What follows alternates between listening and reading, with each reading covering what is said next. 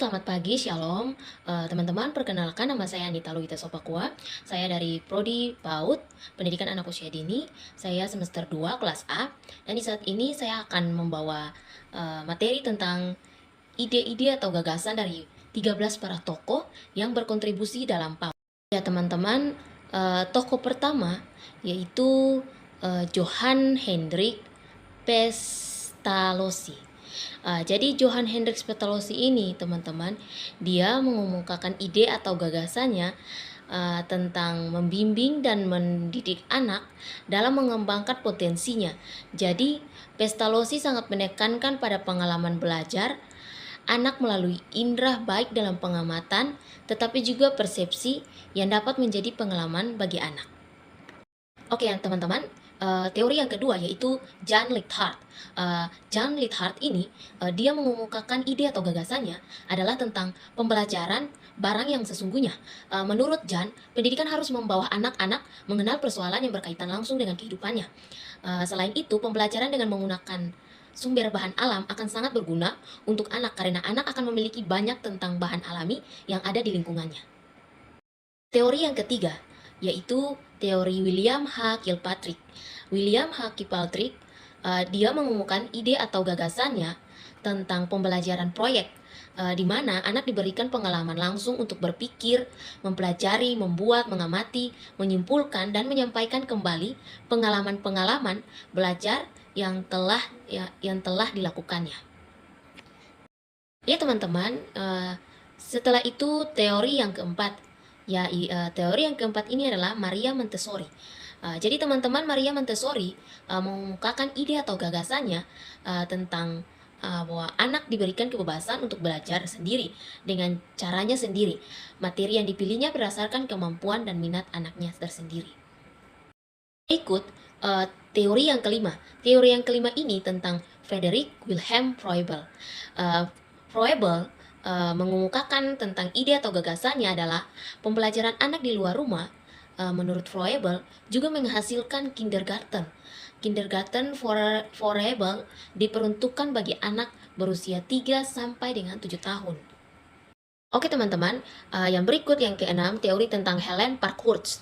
Helen Parkhurst ini, dia mengumumkakan ide atau gagasan tentang kegiatan pembelajaran harus disesuaikan dengan sifat dan keadaan individu yang mempunyai tempo dan irama perkembangan masing-masing. Dengan demikian, seorang anak akan menguasai berbagai bahan pembelajaran tanpa merasa terhambat oleh keunggulan dan kelemahan anak yang lainnya. Setiap anak akan maju dan berkembang sesuai dengan kepastiannya masing-masing. Teori yang berikutnya yaitu teori yang ketujuh, teori tentang Lev Vygotsky. Teman-teman, Lev Vygotsky sendiri mengungkapkan tentang ide atau gagasannya, yaitu manusia memiliki alat berpikir yang dapat digunakan untuk membantu memecahkan masalah, memudahkan dan melakukan tindakan memperluas kemampuan, dan melakukan sesuatu sesuai kapasitas alami. Terus, Vygotsky juga memiliki prinsip dasar dari prinsip dasar, yaitu anak melakukan proses konstruksi membangun berbagai pengetahuan tidak dapat dipisahkan dari konteks sosial di mana anak tersebut berada. Yang berikut, teori yang kedelapan yaitu Sarah Similansky. Menurut pendapat dari ide atau gagasan dari Sarah Similansky adalah setiap anak harus mengalami pengalaman main yang banyak. Anak usia dini belajar melalui panca inderanya dan melalui hubungan fisik dengan lingkungan. Kebutuhan sensori motor anak didukung bila lingkungan baik dalam maupun di luar ruangan menyediakan kesempatan untuk berhubungan dengan banyak tekstur dan berbagai jenis bahan bermain yang berbeda yang mendukung setiap kebutuhan perkembangan anak. Yang kesembilan yaitu Jean Piaget. Menurut ide dan gagasan dari Jean Piaget adalah untuk dapat meningkatkan kemampuan berpikir anak, maka anak perlu diberikan pertanyaan. Menurut Piaget, inteligensi anak berkembang melalui suatu proses aktif learning. Pendidikan hendaknya mengimplementasikan aktif learning dengan cara memberikan kesempatan kepada anak untuk terlibat secara aktif dalam kegiatan yang dapat mengoptimalkan penggunaan seluruh panca indera anak. Berikutnya yaitu yang ke-10, Ovide de Clory. De Clory sendiri mengumumkakan tentang ide atau gagasan yaitu menyesuaikan diri anak dengan lingkungan alam sekitarnya. Pengajaran harus dimulai dari sesuatu yang menjadi perhatian atau pusat minat anak sesuai dengan kebutuhan dan insting anak, antar bahan pembelajaran yang dihubungkan oleh suatu kesatuan hidup yang nyata atau persekutuan hidup yang simbolisik. Ya, yang berikut yang ke-11 yaitu Ki Hajar Dewantara. Ya, ide atau gagasan dari Ki Hajar Dewantara sendiri adalah mendidik anak untuk menjadi seorang pemimpin dan manusia yang berbudi pekerti. Sebelum menjadi seorang pemimpin atau bangsa, maka anak harus bisa memimpin diri sendiri.